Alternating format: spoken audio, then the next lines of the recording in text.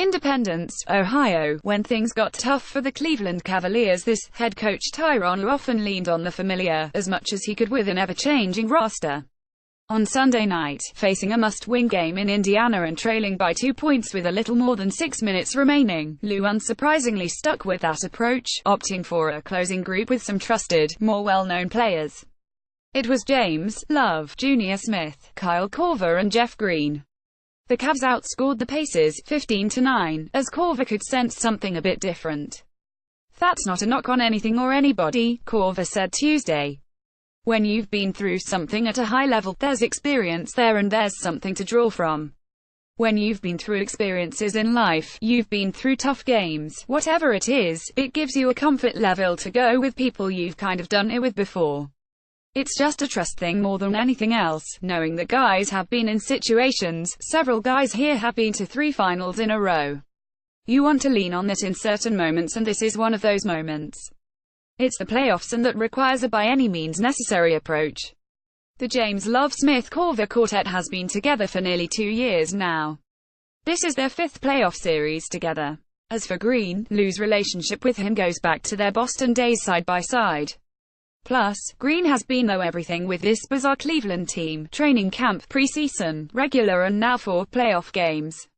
All of that experience has allowed him, whether he should be or not based on this play in this series, to become an established piece of Lue's rotation. At this point, Jordan Clarkson, Larry Nance Jr., Rodney Hood and Jose Calderon haven't earned that same sweat equity. That's not to say they can't get there. Maybe they can. Showings like the first half of Game 4 will certainly help.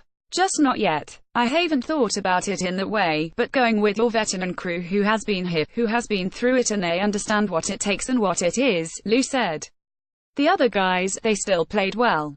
They did. They played well. But we brought Kevin back in, brought Junior and Korver back in.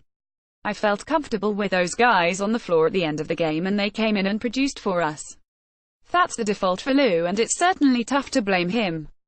That's 534 games of playoff experience between those 5 that close out the Game 4 win. That's always big, Love admitted. Just being out there on the floor, knowing we all had each other's backs, we all know our coverages. We've always said if we will stick to our game plan, then we're going to give ourselves a shot.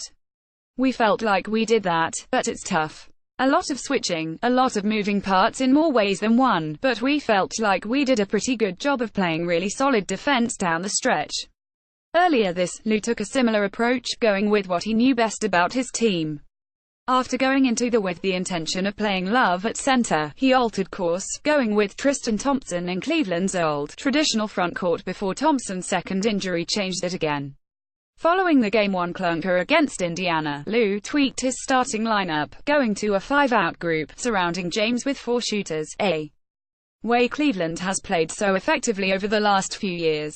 When Victor Oladipo torched the Cavaliers' helpless defense in that same series opener, Lue unleashed his blitz strategy, a staple defensive past playoff runs, and it's led to Oladipo looking more uncomfortable on offense as the series progresses.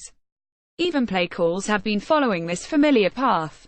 When the Cavs needed a basket late in the 4th quarter Sunday night, instead of asking James to play hero, Cleveland ran floppy, a set they are fond of, especially when James, Korver and Love are on the floor together. It led to Korver's back-breaking triple. There are still so many things Lue is trying to figure out about this Cavs team.